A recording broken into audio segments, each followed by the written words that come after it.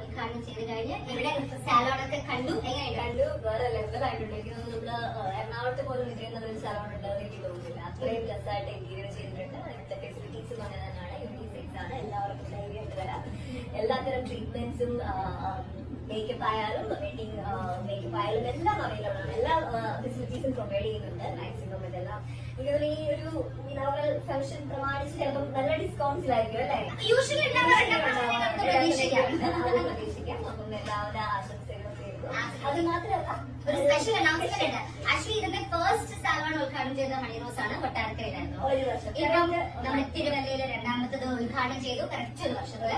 ഇനി ഒരു special announcement ഉണ്ട്, ആൻഡ് അത് ഹണി റോസ് തന്നെ ഇവിടെ പ്രഖ്യാപിക്കുന്നതായി. അടുത്ത സലോൺ വരുന്നത് സൗദി ദമാമിലാണ്. അത് ഭയങ്കര എക്സൈറ്റിംഗ് ആയിട്ടുള്ള ഒരു ന്യൂസ് ആണ്. എനിക്ക് തോന്നുന്നു കേരളം ഓൾറെഡി പിടിച്ചടക്കി കഴിഞ്ഞു. ഇനി അടുത്തത് ഇന്റർനാഷണൽ ലെവലിലേക്ക് പോവാണ്.